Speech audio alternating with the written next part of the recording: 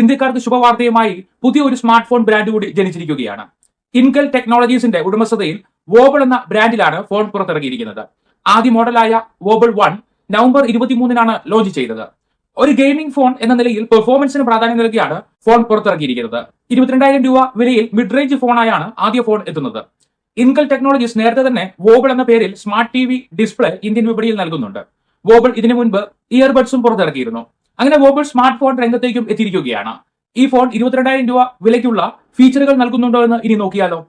6.67 inch വരുന്ന full HD AMOLED display ആണ് ഫോണിന് ഉള്ളത്. 120 Hz ആണ് ഇതിന്റെ refresh rate. Punch whole display ആണ് ഉള്ളത്. തിൻ ബെസൽസ് ആണ് വരുന്നത്. 7.8 mm ആണ് തിക്നെസ് വരുന്നത്. MediaTek Dimensity 7400ന്റെ 2.6 GHz സ്പീഡ് വരുന്ന ചിപ്സെറ്റുകളാണ് നൽകിയിരിക്കുന്നത്. മാലി G615 MC2 GPU വരുന്നുണ്ട്. 8GB റാം ആണ് വരുന്നത്. LPDDR5 ആണ് റാം ടൈപ്പ്. 128GB സ്റ്റോറേജ് ആണ് വരുന്നത്. On screen fingerprint sensor ആണ് നൽകിയിരിക്കുന്നത്. റിയർ ക്യാമറയായി 3 ക്യാമറകൾ നൽകിയിട്ടുണ്ട്. ഒപ്റ്റിക്കൽ ഇമേജ് സ്റ്റെബിലൈസേഷൻ ഉള്ള 50 മെഗാപിക്സൽ മെയിൻ ക്യാമറയും 8 മെഗാപിക്സൽ അൾട്രാവൈഡ് ക്യാമറയും 2 മെഗാപിക്സൽ മാക്രോ ക്യാമറയുമാണ് വരുന്നത്. പ്രൈമറി ക്യാമറയെ നൽകിയിരിക്കുന്നത് ഇത് 3-മാണ്. സെൽഫി ക്യാമറയെ നൽകിയിരിക്കുന്നത് 32 മെഗാപിക്സൽ ക്യാമറയാണ്. ഈ ഫോണിന് നൽകിയിരിക്കുന്ന ബാറ്ററി 5000 mAhന്റേതാണ്. ഡ്യുവൽ സിം ഇടാൻ കഴിയും. 5G സപ്പോർട്ട് ചെയ്യും. 3.5 mm ഓഡിയോ ജാക്ക് ഉണ്ട്. ഡോൾബി ഫീൽ നൽകുന്ന ഡ്യുവൽ സ്റ്റീരിയോ സ്പീക്കർ നൽകിയിട്ടുണ്ട്. ആൻഡ്രോയിഡ് 15 ഓപ്പറേറ്റിംഗ് സിസ്റ്റമാണ് നൽകിയിരിക്കുന്നത്. 8GB റാം 128GB സ്റ്റോറേജ് കൂടാതെ 12GB റാം 256GB സ്റ്റോറേജ് നൽകുന്ന ഒരു ചോയ്സ് കൂടിയുണ്ട്. വൈറ്റ്, ബ്ലാക്ക്, ബ്ലൂ എന്നീ കളർ ഷെയ്ഡുകളാണ് നൽകുന്നത്.